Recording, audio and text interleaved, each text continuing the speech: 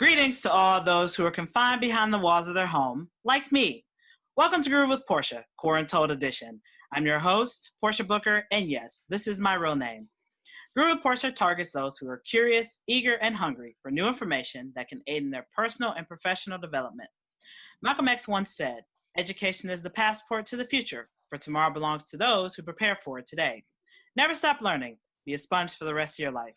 Before I jump into my topic for today, I want to introduce my guest. Welcome back, Captain Courtney Schoch. How are you, Courtney? I'm doing fantastic, Portia. How are you? Living the dream, ma'am. What, quarantine day 9,000, whatever it is? I think we lost count after the first month. I know, right? I mean, it's weird because I'm officially working remote for the rest of 2020. So I'm just like, oh, I'm confined in the house with the same people and the same, you get where I'm going. But, I'm not complaining too much. Don't get me wrong. Like, it's nice to be at home. I don't have to waste gas. I can kind of like get off work at the exact time I'm supposed to get off. And then, if I want to go work out, I can. If I want to, go read a book, I can, and not have to drive time, deal with angry people on the freeway, like, so you get where I'm going. Absolutely. So, I've had Courtney as my guest before, and the last time Courtney was on, she was finishing up her book, This Is Your Captain Speaking, which I will say is phenomenal. Definitely everybody take a read of it, get a copy. Courtney, where can they purchase it? Online, on your website? There's a few places they can purchase it. If they purchase it directly off my website, which is CourtneySchoch.com, I can personalize or sign those and ship them. Or if they feel more comfortable, they can also purchase it from Amazon and our Barnes and Noble. Yes, I definitely say pick up a copy. When I say every page, I was like, more. It's like, when you go to McDonald's and they have the 10-minute rule with the French fries, so you just try to hurry up and eat it. It's like, I couldn't wait to hear the next page. Like, I'm just turning. And, like I told you, Courtney, me and my mom read the book together. So it was a lot of fun reading it to her, and we're kind of like discussing back and forth different parts of the book, and like she had questions. I wish that she would have joined us on the call today, but my mom's being mom, so it's okay. Mom gets a pass, so. Absolutely. I would love to hear her questions, maybe down the road, or if she's got other questions, she can reach out to me. Oh yeah. Well, they're in combination with mine on, this Q&A that we're doing. So you may not be able to tell which ones are hers specifically because we think just alike, the apple doesn't fall too far from the tree type of ordeal. So, let's dive in. So welcome back to Groove with Portia, Courtney. I appreciate you coming on. So how has kind of quarantine life been for you so far?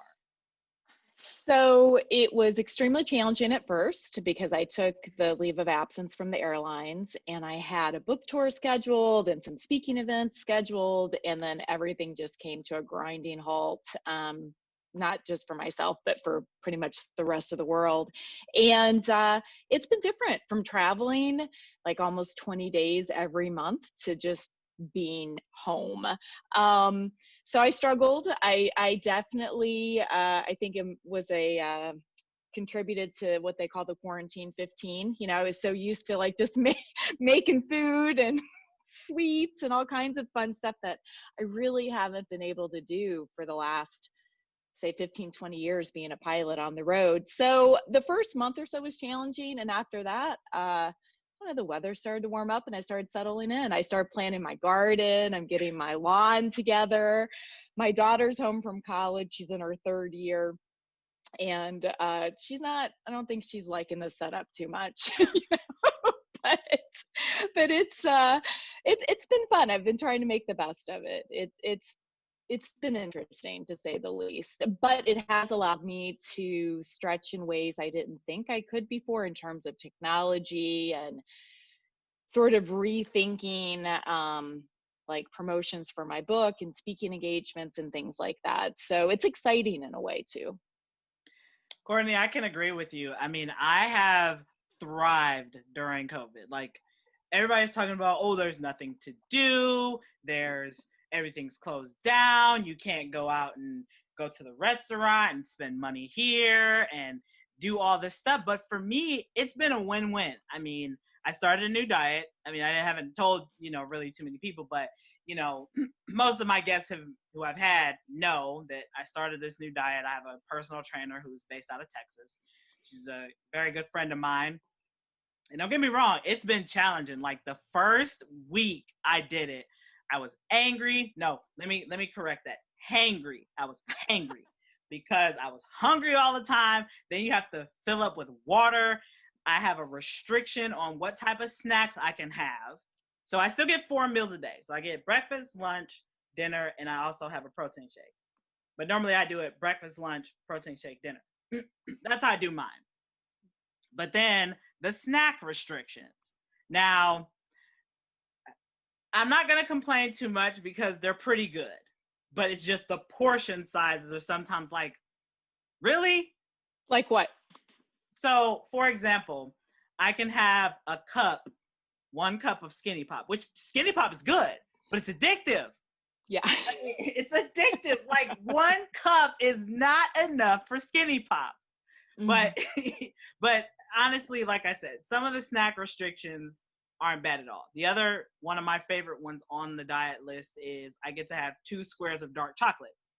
And I prefer 86% dark chocolate. Yes. The other thing with my diet, and I don't care who talks about me for saying this, but I get to have 2 glasses of red wine a week. So, no. You know what? I don't think 2 glasses is bad because sometimes during the week, I don't even have 1. So, Look, that's my treat. That's like my cheat to me. But even though I still get a cheat meal during the week, but to me, that's like my addition. So it's a win-win. Now, let's talk about these workouts. So I go across the street of my house because I live, a park is across the street. So there's steps, that I can go up and down. Man, those steps were kicking my butt. Kicking my butt. Like, the way I get through my workouts, don't get me wrong, I like them. I really enjoy my workouts, from the cardio days on Monday, the glutes on like Tuesday, I think, then like something similar to insanity on Wednesday. Like, I have a whole sheet of everything. Yeah.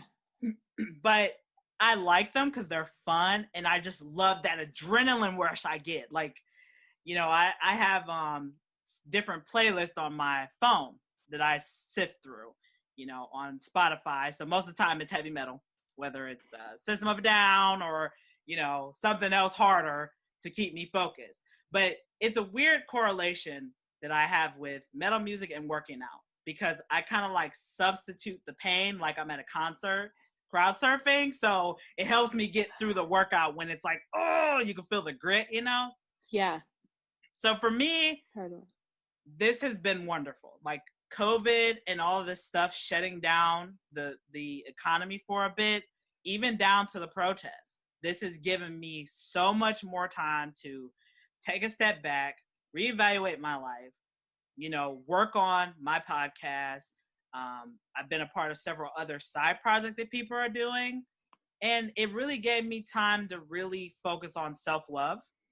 Mm-hmm. And I think that's something that we should all do that every once in a while, because for some people it takes them a lifetime to figure it out, and maybe some people never do. I know that I've heard stories like that, but just trying to say that this couldn't have come at a better time.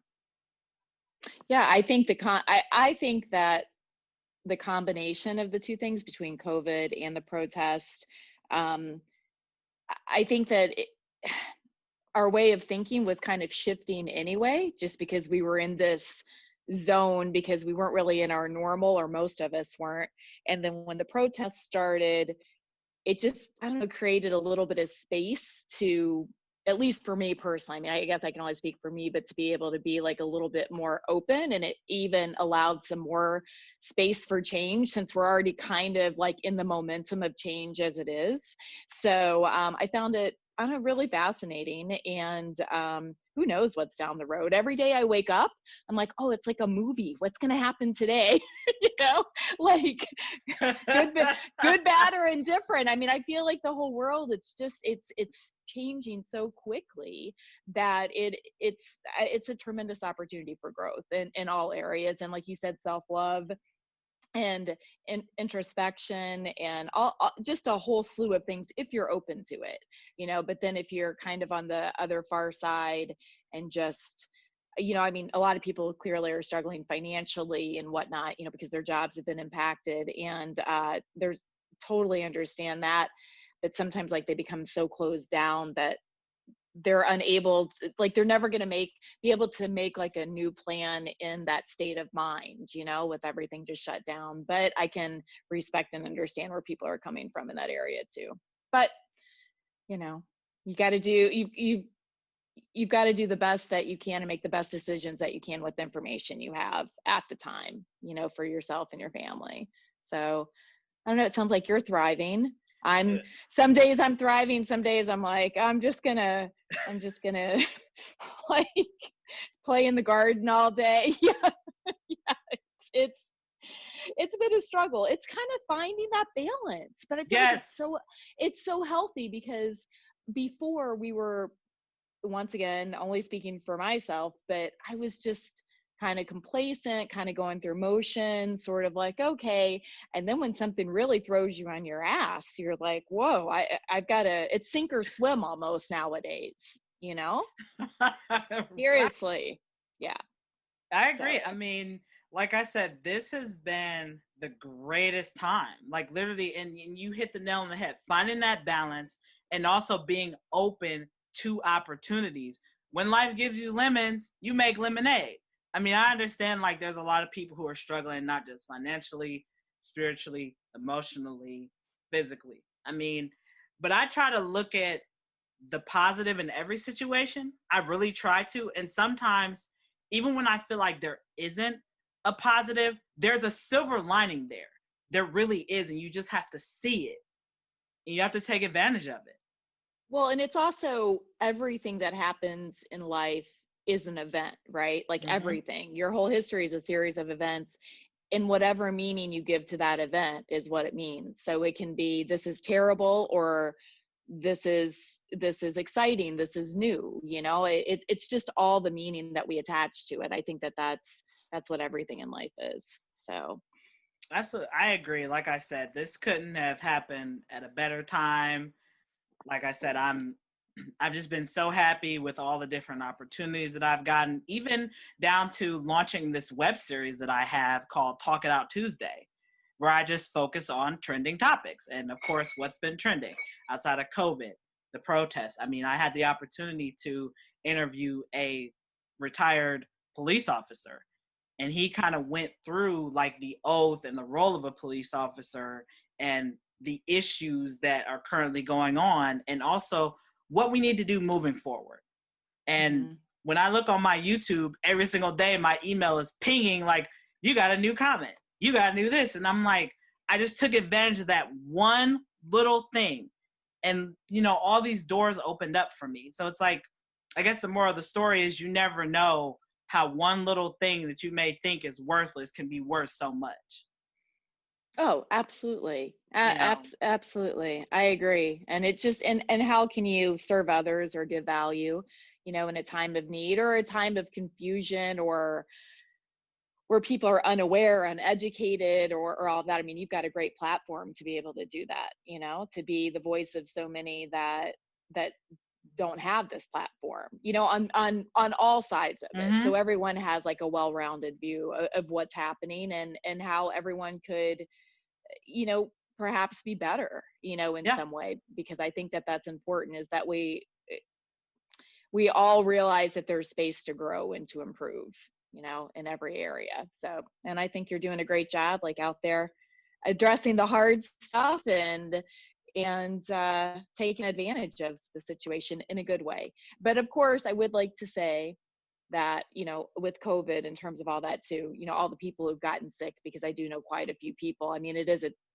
a terrible thing in terms of like people who get the illness. So I don't want to neglect to acknowledge that, because I do know a lot of people who've been impacted, and it's been pretty terrible. So Yes. Yes, I agree. And, you know, I'm glad that we're able to have healthcare that gives us some form of care, you know, to keep us stabilized, you know, as long as you're able to get to the hospital and things like that. So, like I said, there's always a silver lining. Always. That's my philosophy for life. So, Courtney, what made you open up the beginning of the book with the gunshots memory in Atlanta?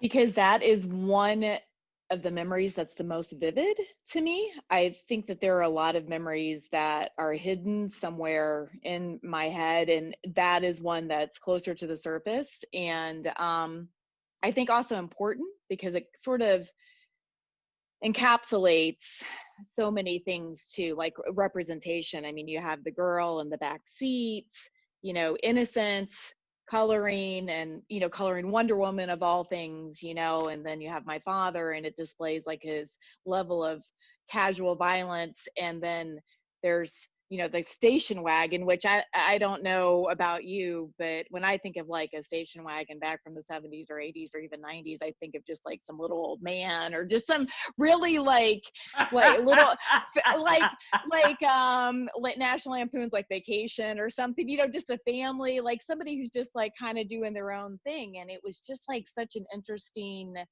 interaction between all of it that I don't know, I thought it was a good way to open up the book. It just a lot of things that you wouldn't think would be associated, and how when all things combine, just the impact that can have. And that's sort of been the theme throughout my life, and probably everyone else's life too, if we pay attention. Well, absolutely. And I love how you brought up the analogy of the little old man driving a station wagon. Because to be honest with you, I can't stand station wagons. I just think like we have SUVs now. Yeah. Get rid of them. But anyway, that was a minor digression. Well, back then the station wagon was like the minivan of like the 2000s or something, you know? So for your listeners who are not familiar with this. Well, right. Yeah. No, thank you. Please just get rid of them now. So, you know, Courtney, you mentioned about your father, and he was referenced quite a bit throughout the book. You know, and so one of the quotes that I saw as a theme was families stick together no matter what. So what does that quote mean to you? And was this something that you tried to live up to throughout your life without realizing it? Yeah, so this was something that my mom, I think like she probably said when I was younger, because she grew up in a family that had a lot of siblings, and her parents were married for decades, and even though they had their own challenges, but she was big, or she still is, in loyalty. So no matter what happens in your family, you know, there's a bond there, like you know, blood's thicker than water type thing. And so throughout my life, I should say up until I was probably in my 30s or maybe even 40s, I thought that this was something that was super important, that no matter what happened, like you just stick together, like within your family, like you just accept whatever happens, that really you don't fight back, or you don't tell on other people, you don't really make waves. You know, I was kind of like that shy, timid, insecure girl who didn't want to rock the boat. So the family sticks together. When I talk about some of the experiences I had, I would just always remember hearing those words and thinking, I don't want to be the one to break everything apart. Well, yeah, and I noticed that too in different scenarios throughout the book, even not involving your family. Mm-hmm. Like when the story in Miami, when you went to Miami with, you know, the friend that you thought was a friend, you know, you even still kind of kept that same thought process where you could have easily busted this guy who obviously was a drug pusher. Yeah, amongst other things, I'm sure. Let's just say he was an entrepreneur. An undocumented entrepreneur. How about that? Yes. That specialized in illegal activity. I mean, so it's like you really kept that strong throughout the book. And, you know, even down to your divorce, your first one, even still, you were hesitant then about kind of shifting gears and kind of leaving that lifestyle behind.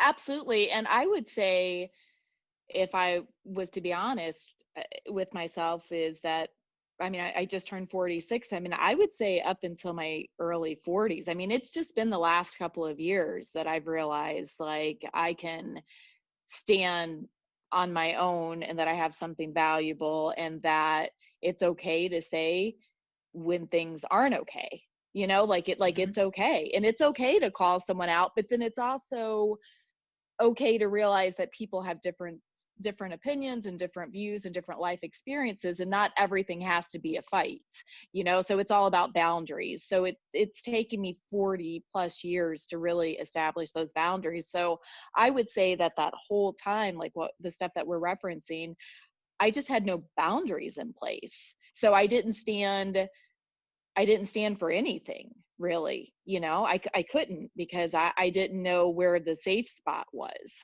you know, to not rock the boat, but still be able to live my life. But then you also still need to stick together with people that are your family or that you have children with. And yeah, it was just really fuzzy. It was throughout most of my life up until the last few.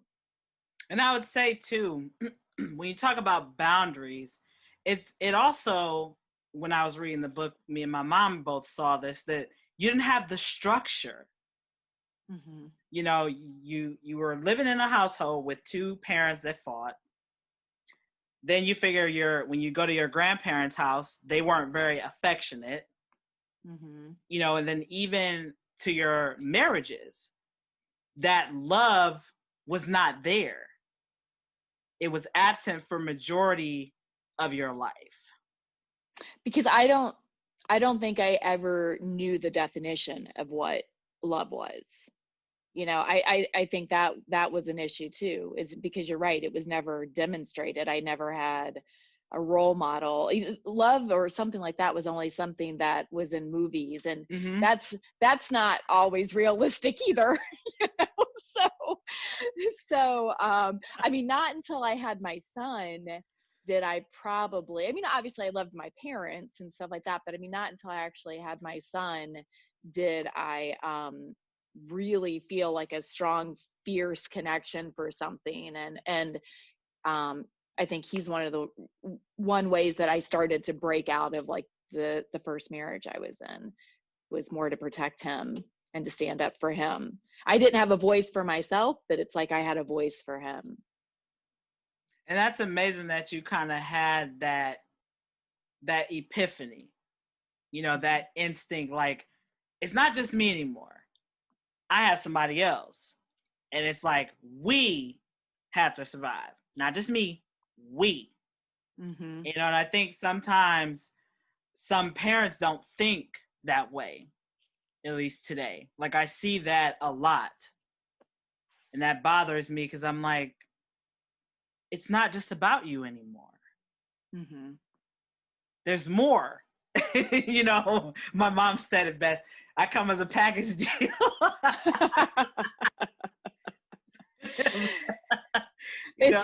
It's so true. I mean, it really is. And it's I don't know. Like I'm finding a hard way to articulate it. It's just, you're right. It's not about you. And I think even not just with children, but I think if we think it's not about us in almost everything we do, except for when we're doing like the self-love. I think that ends a lot of the suffering that we have, because we're so focused on ourselves and how this affects us and how do I look to these people. And I think if we focused more on other people or on others, that, I don't know, I just feel like there would be a lot less suffering in the world, you know? I mean, even just on a daily basis, you know? And that, that kind of brings up just an off the wall question. What is your intention of writing this book? What do you want people to take away from it? Sure. So what I wanted people to take away from this was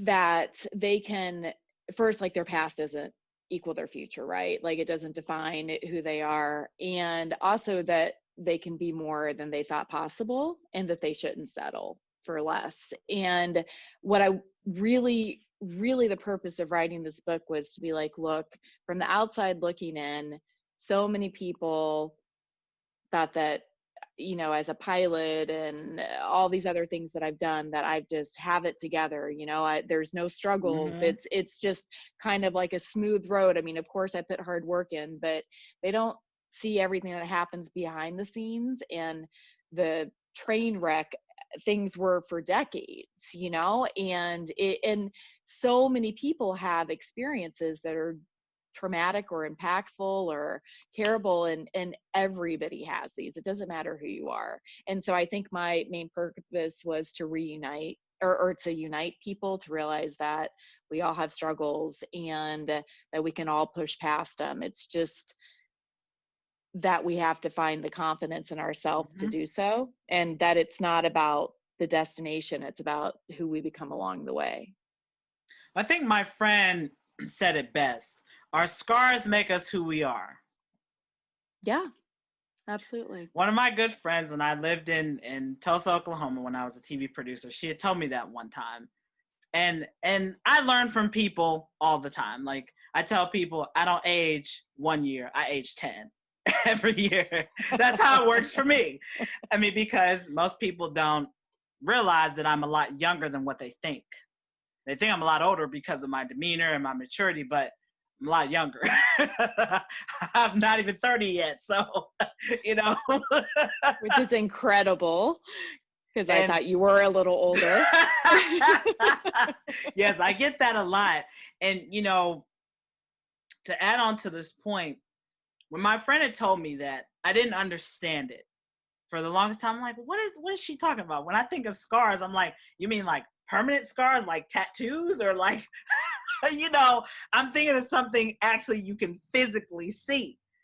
But when it comes to life, not every scar is going to be on your body. It can be on your heart. It's going to be on your mind. You know, it's engraved, it's embedded, and not the whole outside world can see it. And it's like you grow from that. You learn, you know, for example, let's say if you encounter, if you're terrified of bees and you see another bee, you remember the last time you took maybe some hairspray and sprayed it to death. You know, I'm just saying as an example. But you wouldn't have done that if it was your first encounter. So it's like, me and my good friend, I'm going to give her a shout out, my good friend Tasha. She said it best: trial and error life. Trial and error. Yeah, and that's exactly what it is. I mean, we get knocked down, or we trip, or we stumble, and we get back up. I mean, just like you would walking down the street. I mean, it's just to get to your destination. I mean, there's some bumps along the way, there's some hills, there's some down slopes, there's peaks and valleys. Like, I mean, it's just all part of the process, you know. And I think that we're all just in such a hurry to achieve whatever it is. And then sometimes whatever it is that you want to achieve, you go in a different direction, and you're like, oh, I didn't achieve this. But it's like, well, that might not have been like what you were meant to achieve. You went on to something even greater or better. And I do agree with your friend about the scars. And I also try and look at them, I'm just like, they're, I mean, I don't want to say like little trophies or something, but badges of honor, or, you know, like it's, you got through something. That's what I say about every year too. I'm just like, well, it's another year, and I love watching the numbers go up, chronologically, because I'm like, this is another year. Like I made it. Like it's another a lap around the whatever. I mean, it's exciting. So more gray hairs, a few more wrinkles. I think it's exciting. I think age, experience, wisdom, if you can appreciate it and use it, not just to help yourself, but to help others too, I think that it's a magical thing. I agree. I definitely agree with that. We kind of touched on trauma a little bit and, our scars making us who we are. So I know in the book that you would often say that you would retreat to your closet to kind of like escape from the abuse and all the different chaos that was going on. So do you still do that now, or how do you deal with trauma and coping now? So I'd like to think that my coping skills have evolved, you know, from hiding in a closet or kind of retreating back into my mind. And first, I try to not put myself in a situation that could have been like a lot of drama that's possibly going to lead up to trauma. So like the people who I associate with, or, just situations I place myself in. But obviously things are inevitable. We're going to experience trauma and some challenging events. So what I do is like what we touched on a little bit earlier. One of the coping skills is I try and look at things and see them the way that they are and not make it worse or better. Just kind of be like, okay, what's the situation? And this may come in from some of my piloting skills, some of the ways that we were taught to deal with emergencies. It's like, okay, what's happening?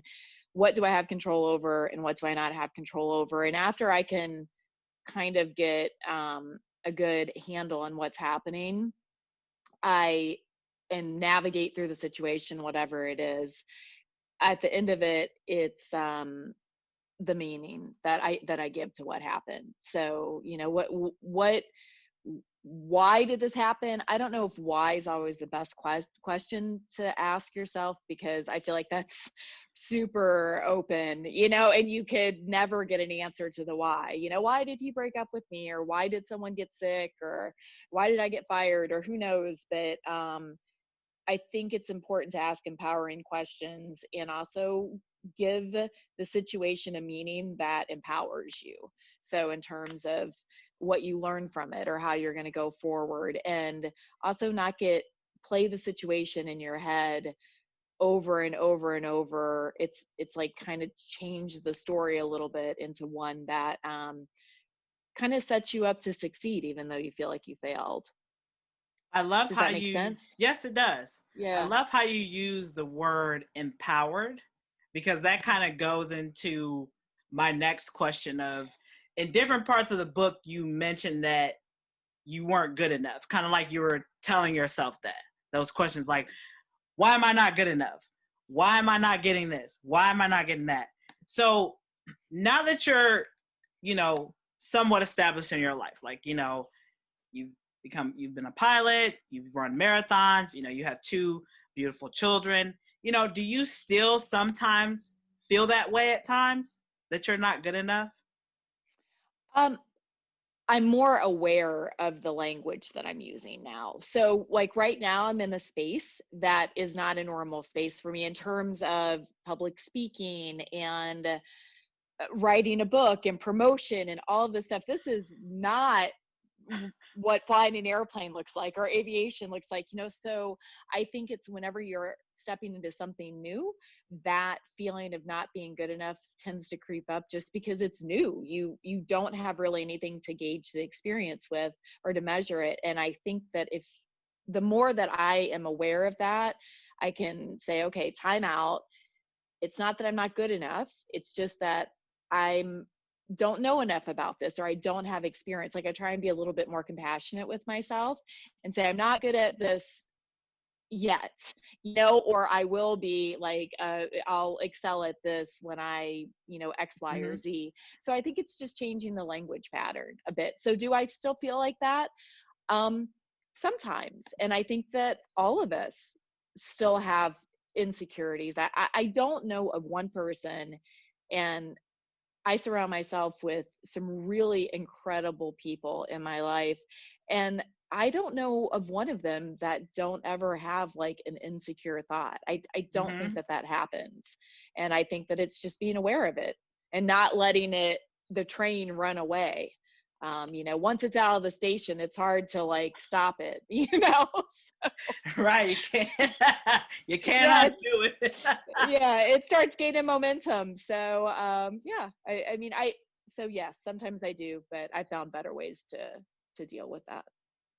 And I'm glad you brought that up because that's how sometimes I get. Even though people tell me all the time, you're so successful. Am I really? Like, that thought pattern comes into my head. Like, on one of my other episodes where I talked about, my mental health struggles, when my TV job fell through, it broke me. I was down, like, like the good old classic uppercut that knocks you cold out. Yeah. That's how my experience was. And, for the longest time, I stayed in kind of like that victim mentality. Like, well, why did this happen? Well, if I was still there, I would have did this. Well, if this was different. But now I'm aware of those thoughts, even till now. Like, sometimes I'll hear little things about different stations and whatnot, and even the one that I used to work at. And I'm just like, you know what? I'm not even going to give it any energy. It's dead in the water. I'm a lot happier doing this. So it's like, that awareness, that day when I finally woke up, there you go. Yeah, absolutely. And that's an important day, and you have many of those opportunities. I mean, every second you have an opportunity to like kind of hit the reset button, and even if you do so, I mean, Portia, I can't tell you how many times, like with this whole Zoom thing, I've had like face to face, I've been on interviews with people and I have just, something has not gone as planned and I've just been like, well, okay, so it doesn't mean I wasn't good enough. It just meant, well, it just happens, Wasn't and like meant you to be. talked about, yeah, it just wasn't like kind of like what you talked about too earlier with the bee, like coming Mm-hmm. at you and the experiences. It's like, just get experience and don't dwell on stuff and get curious about things, right? Mm-hmm. Like maybe like the thing with the your previous job is, it's like, well, that's interesting that happened, and be grateful and say like, well, if that hadn't happened, I wouldn't have this experience or be where I am today. I think gratitude says a lot. Like when you're starting to feel insecure, think about things that you can be grateful for. One of the things that I started doing now, when I start to get into that downward slump of, I call it the gerbil wheel of shame. That is literally my coined phrase, the gerbil wheel of shame. Because it makes me think of that song, I Need to Walk Around in Circles, the one that used to play on Toonami.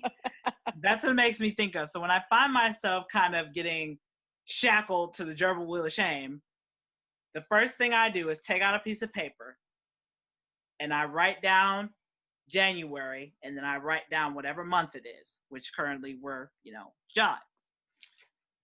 And I write down every single positive thing I've done this year from that day until the day.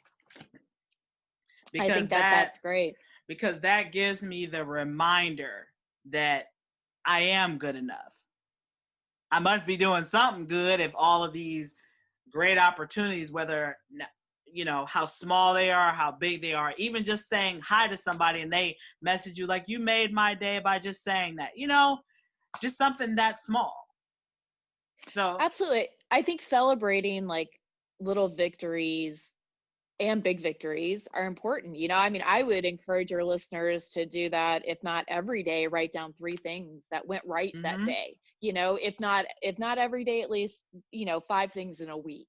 Just something that's like, this was a win. It doesn't matter if you signed a huge deal with, whatever, and made $1 billion, or if you put your running shoes on and walked out the front door, like that's a win, and I think that we get so caught in the things that we didn't do or the things that we see as failures, that we forget about those awesome things. So I think that that's a great tool you have there when you're going down to the, what'd you call it? The gerbil wheel of shame? The gerbil wheel of shame. Cause you know, oh my how God. gerbils just run and run and run, you know, that's literally what it feels like. Cause you're just going, you're just standing there, you're not going anywhere. It's like you're driving yourself to insanity.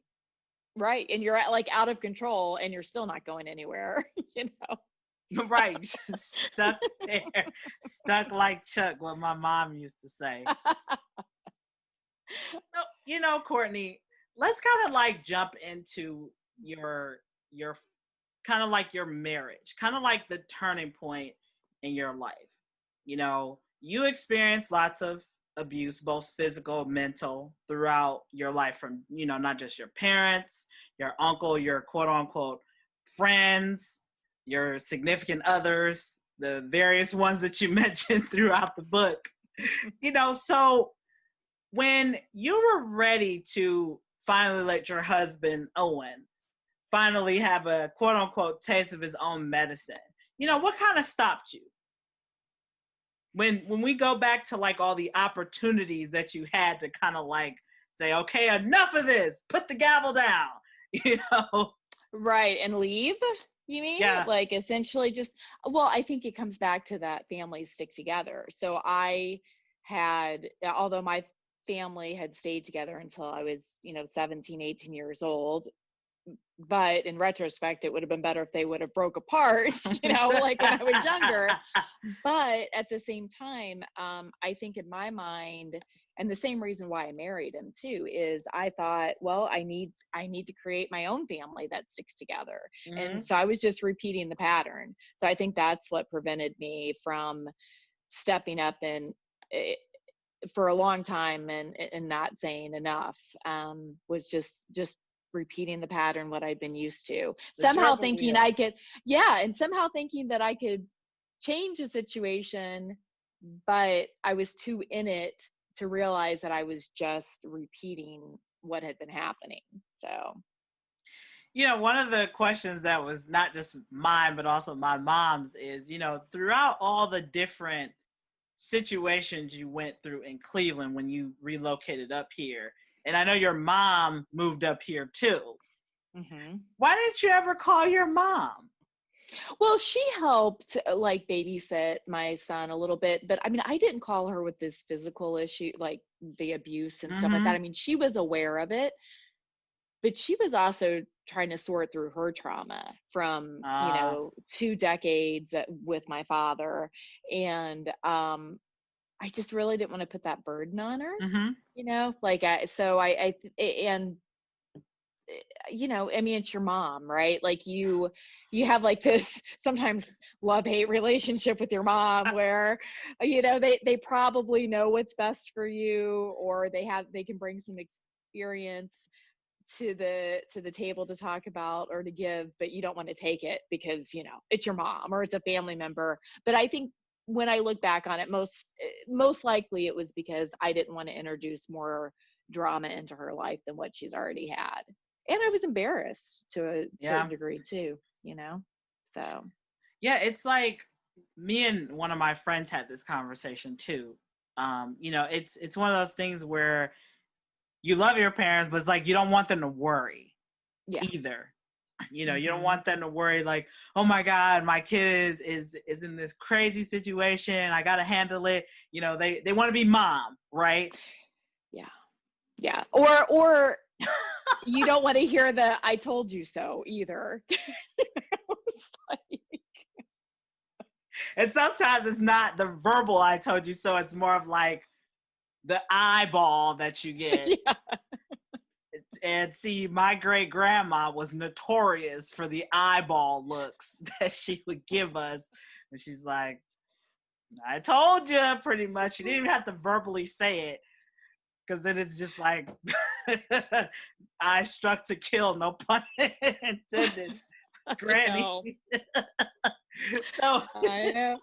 And I think that eyeball look it can only come with those years of wisdom that we spoke of earlier. So.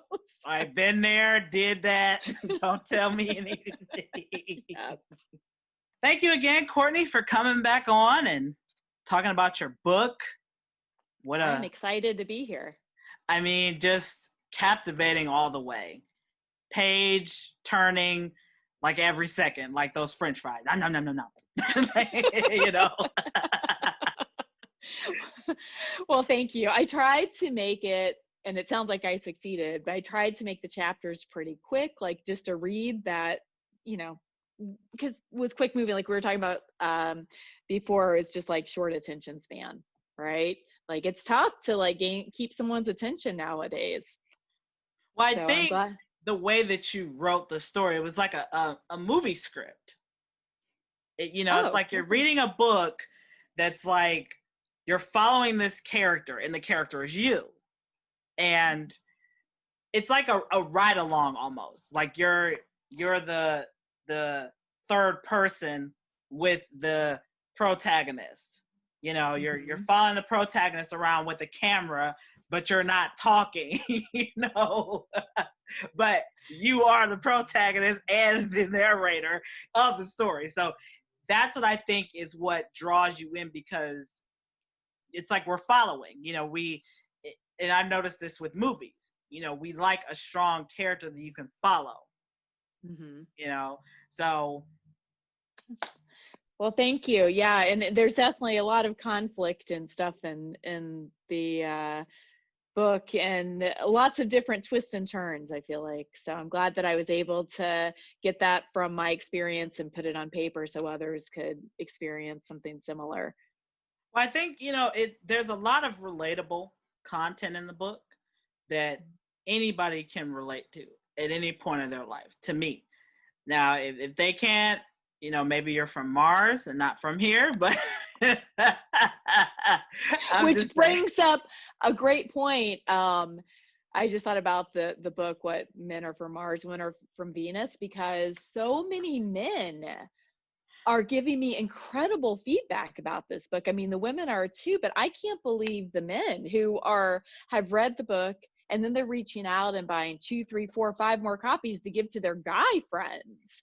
And I'm thrilled about it, but for some reason that's just super surprising to me. So I'm glad that I could be able to connect with everyone across the board, is what it feels like right now. And that's what I think is the captivating part about it, is the way that the story was told. It hooks you in. The very beginning of the book draws you in right there. It's like, when you watch the news, they have, your lead of, 95,000 people are unemployed.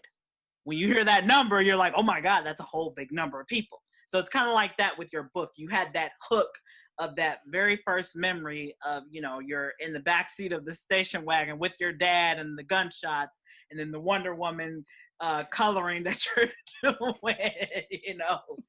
This is random, but is Wonder Woman your favorite superhero? I didn't realize it until like once again just a few years ago. I didn't realize how much, like I subconsciously, I guess I pick up Wonder Woman things, or people give them to me and I never noticed.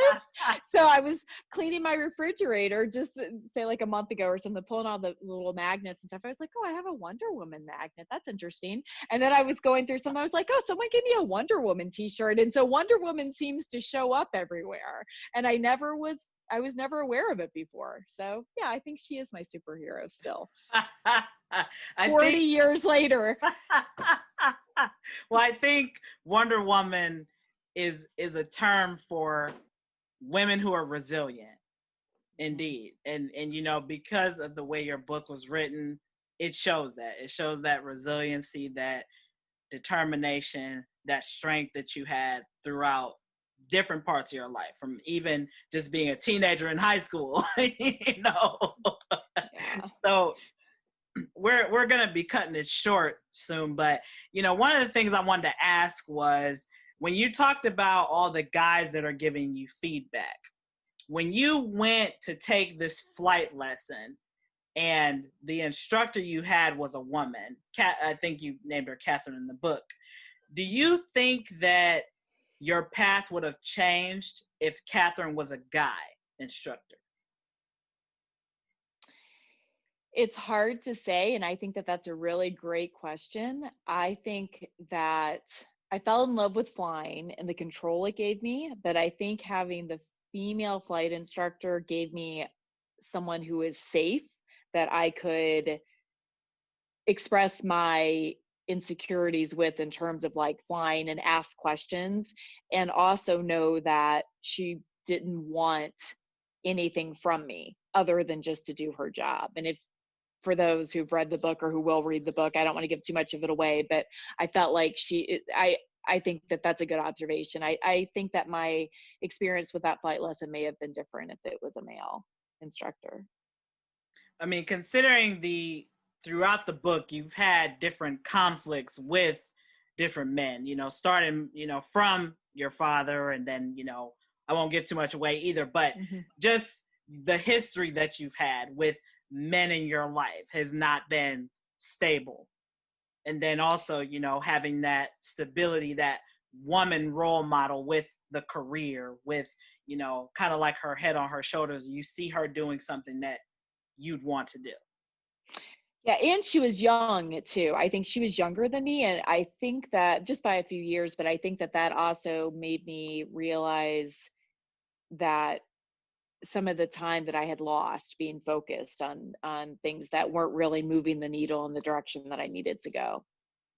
Absolutely. That's wonderful, Courtney. I'm so happy. I'm glad I was able to get this book and to meet you.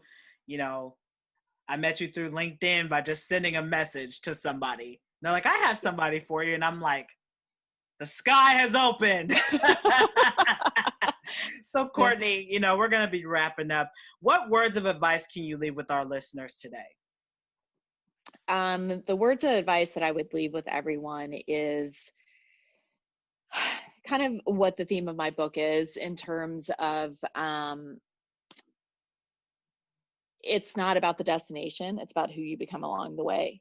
And to always be more than you thought possible, and never settle for less than what you can be. And that with focus and determination and just making a decision, which is where it all starts, is just deciding to do something different or better.